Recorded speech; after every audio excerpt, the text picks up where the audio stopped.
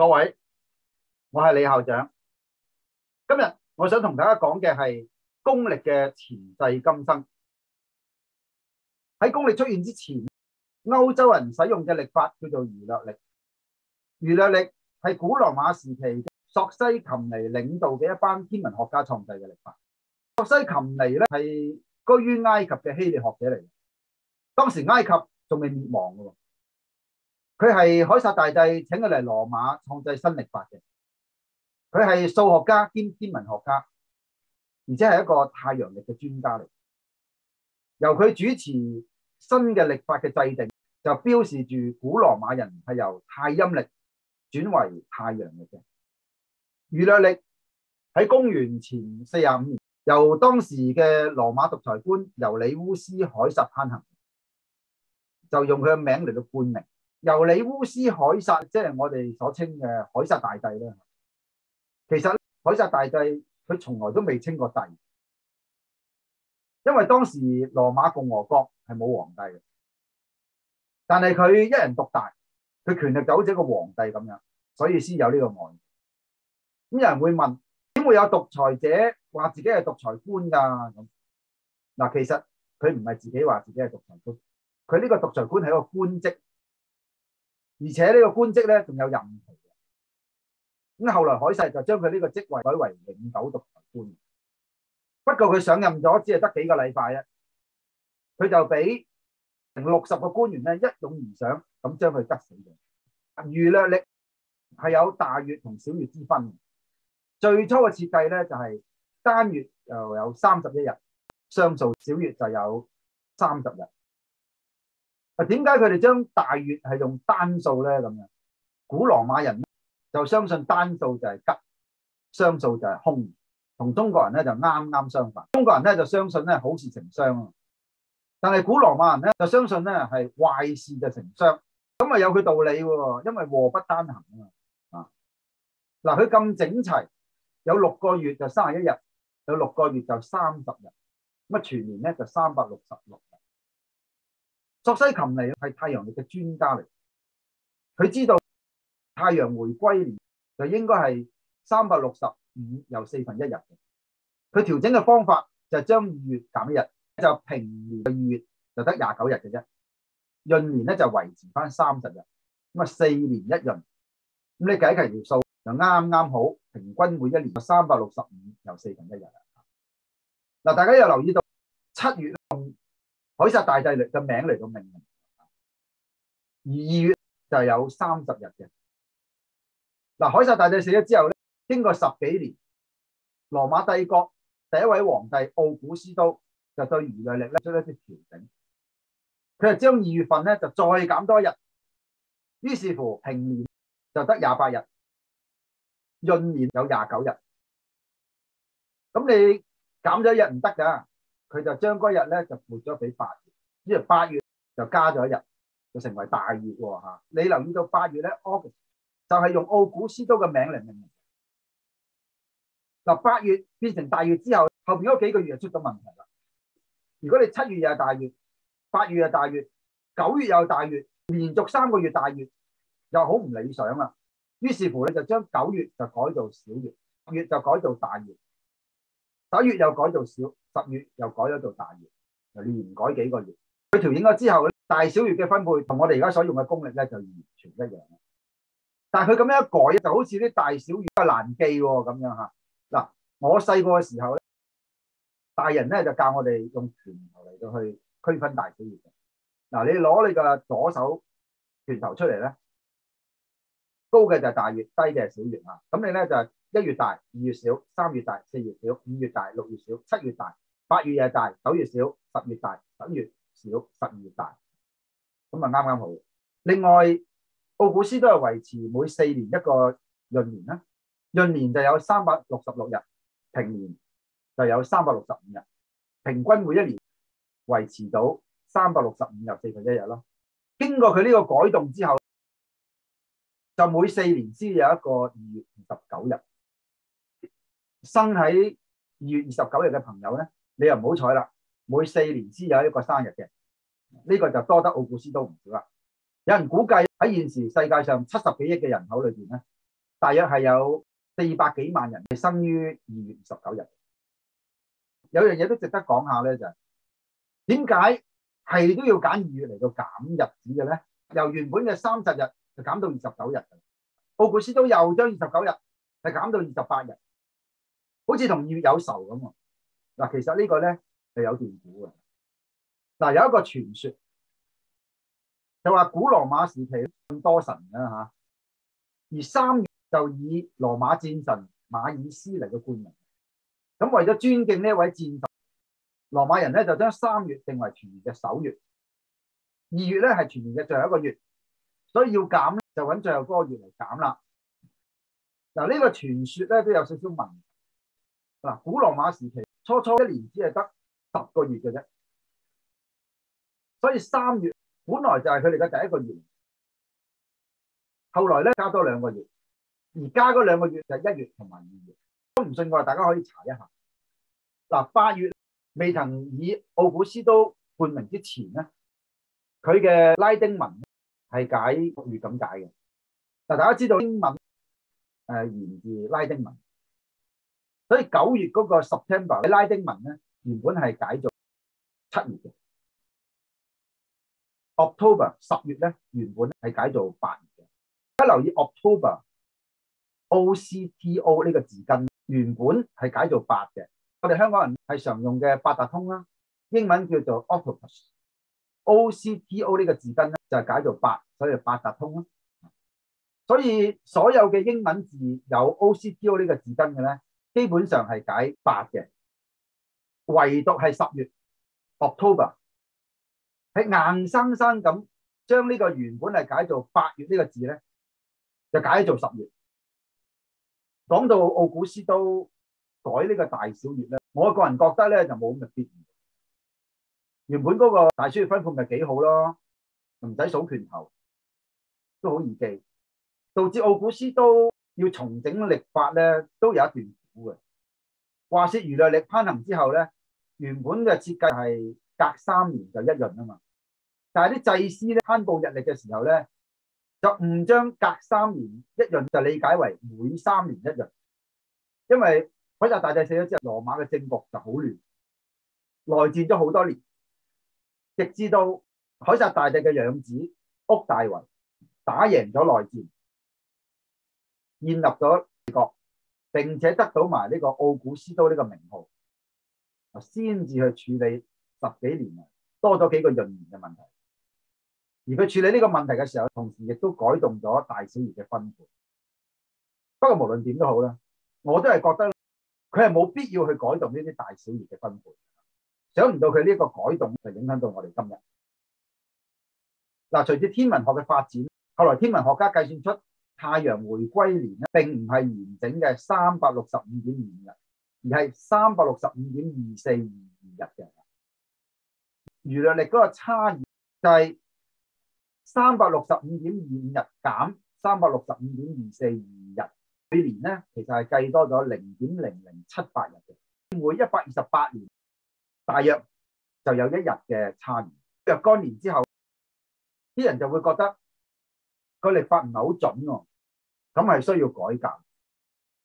咁所以喺1000幾年後，由意大利嘅醫生兼哲學家呂里烏斯領導嘅一個委員會，以儒略曆作為基礎去作出改革，然後制定咗我哋今日所用嘅公曆，係由教皇格列高利13世喺公元1582年嘅時候頒行，稱為格里曆，就係以教皇嗰個名嚟到冠名。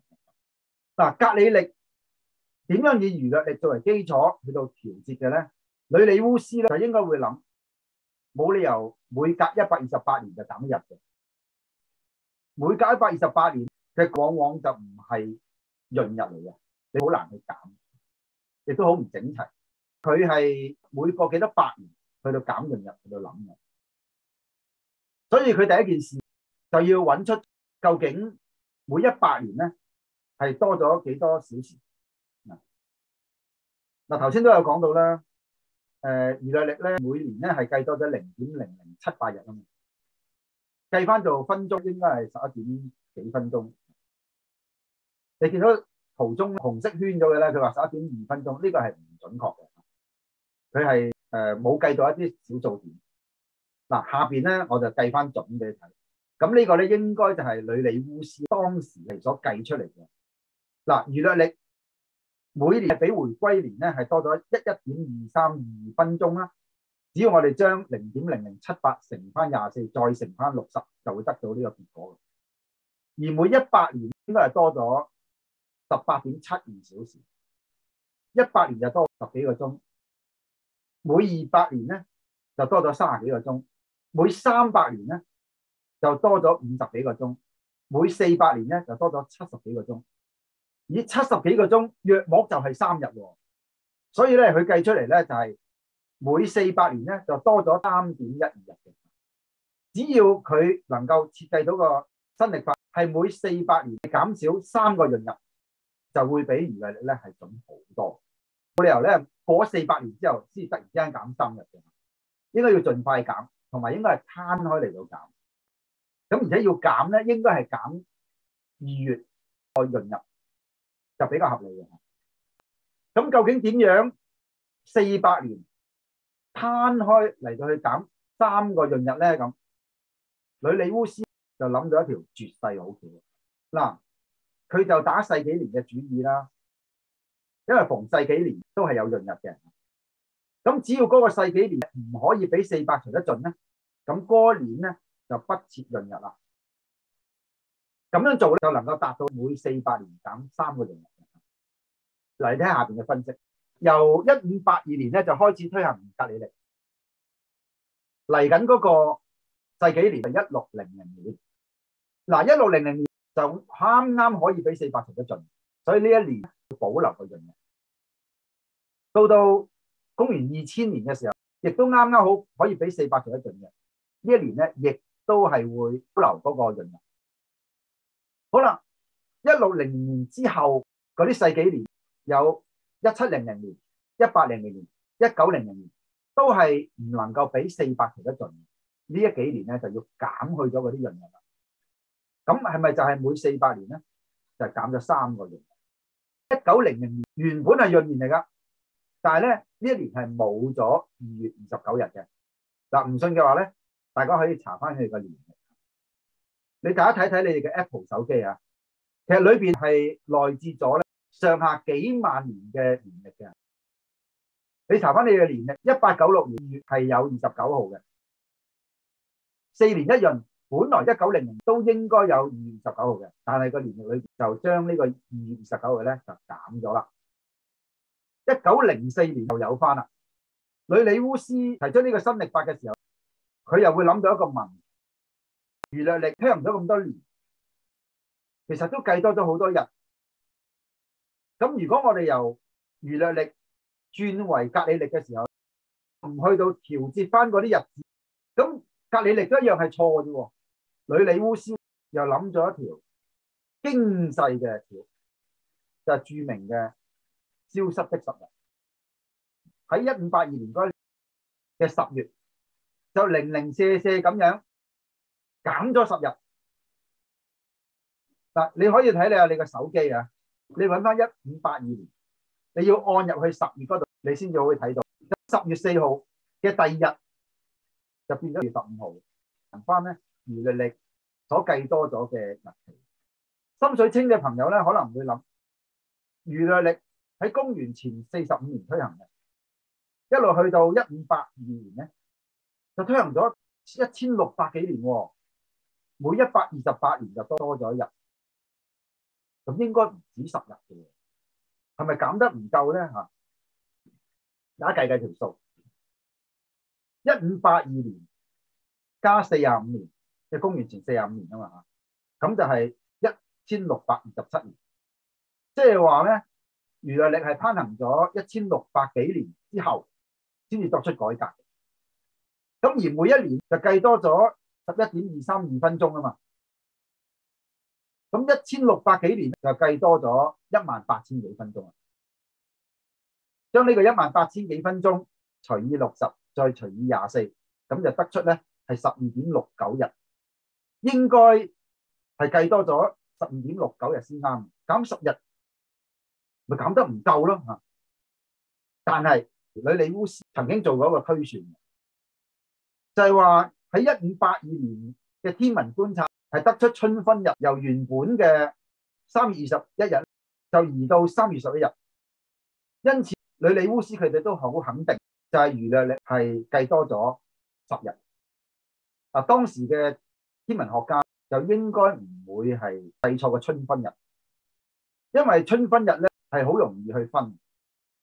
春分日咧個太陽係對正赤道，日同夜係啱啱好等長，而且咧呢一日嘅夜晚咧係圓月，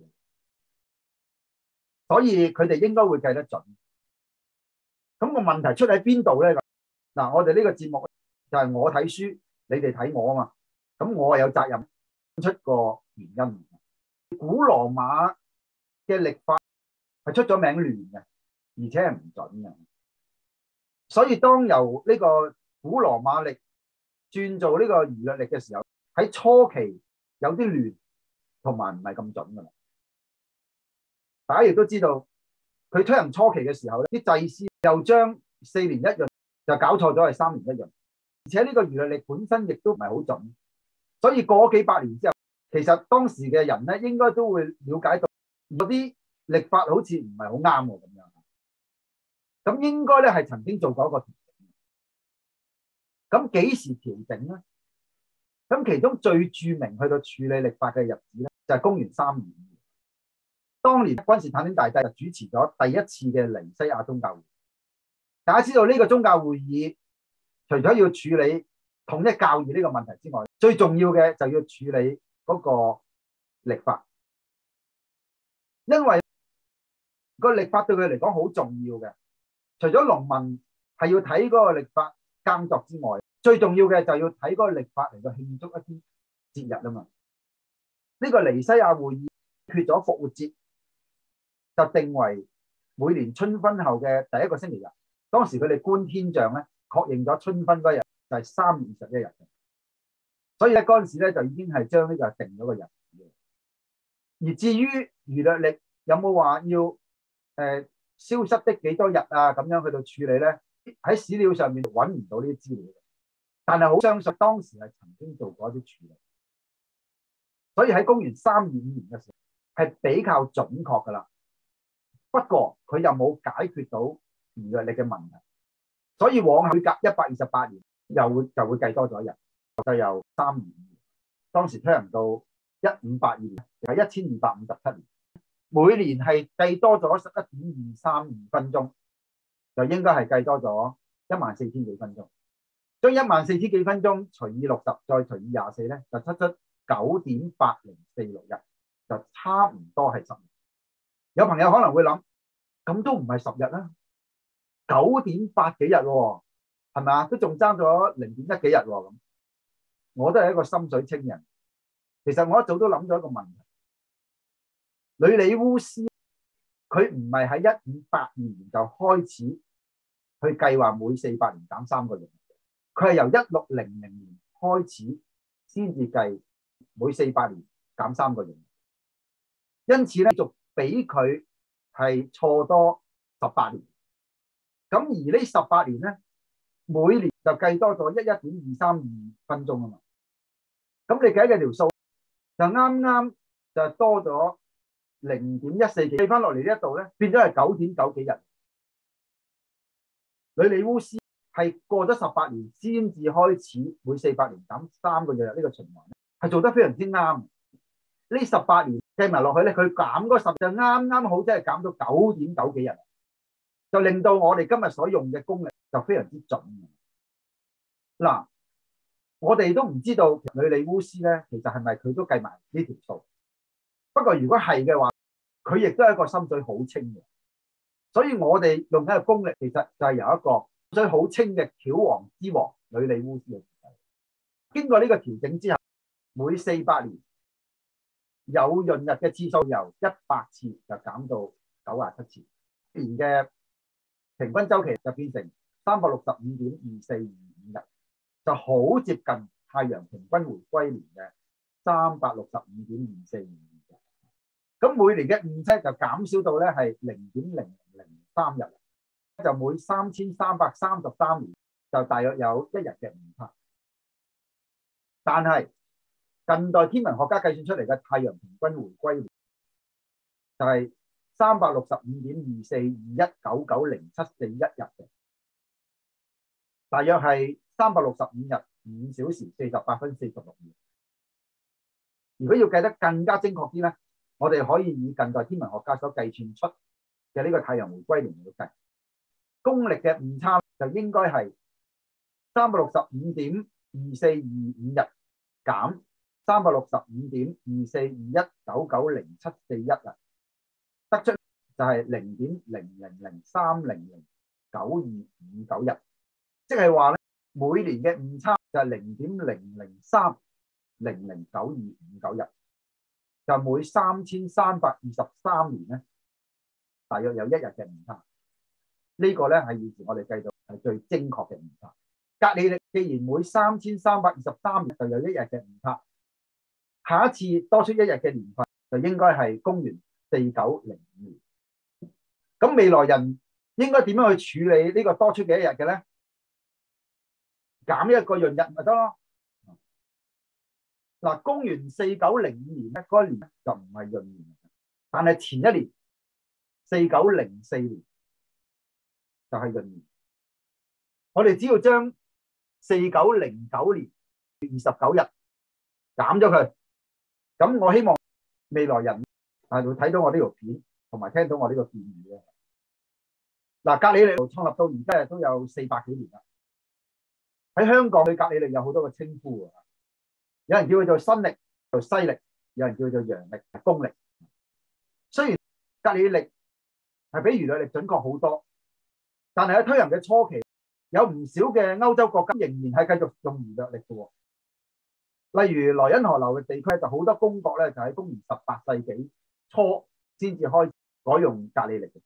點解咧？呢個同宗教有關係。喺呢個格里曆推行嗰陣時，當時咧就已經係有一個叫做宗教改革運動，就出現咗新教。萊茵河地區當時有好多個公國，而呢啲公國咧好多都係推行緊新教，佢哋同教廷嘅關係咧其實都唔係咁好嘅，佢哋係唔會聽教皇嘅指令，直至到100幾年之後，儒略曆係太過唔準啦嚇，所以咧佢哋迫於無奈要推行一個比較準嘅格里曆。英國嘅國教聖公會都係屬於新教，英國都比較遲推行格里曆嘅，佢係喺1752年先至推行格里曆嘅啫。佢推行格里曆嘅時候，又出現咗一個問題啦，就係儒略曆同格里曆嘅交接嘅情況之下咧，就必須要減一啲日子。咁當時就唔係消失的10日咁少啦，係消失的12日，因為佢比較遲推行啊嘛。你睇下呢一個係1752年嘅英國日曆，佢嘅9月冇咗12日嘅。我諗最開心嘅係啲學生喺9月份咧就翻少咗12日學。嗱，俄國比較遲推行格里曆嘅，因為俄國係奉行東正教噶嘛，佢哋都係唔聽教皇之笛。中國咧就喺中華民國元年，即係公元1912年開始推行公曆。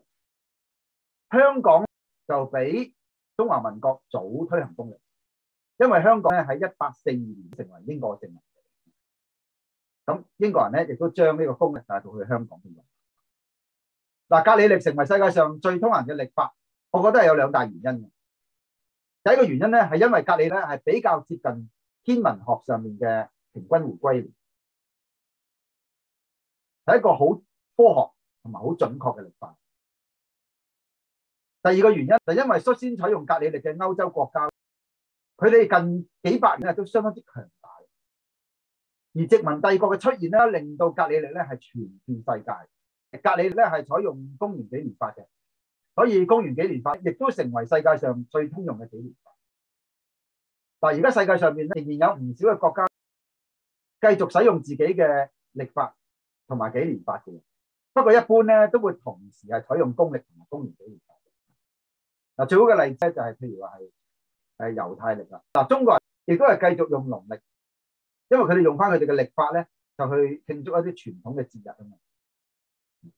如果係中國嘅話咧，就除咗係慶祝中國嘅傳統節日之外，仲可以攞嚟擇日同埋算命喎。好啦，今日我同大家分享係咁多。今日呢條片係比較長嘅，因為同公曆相關嘅資料咧好多，而且咧有啲資料咧係需要一啲分析同埋考證嘅。多謝大家咁有耐性去睇到片尾，多謝大家嘅支持，拜拜。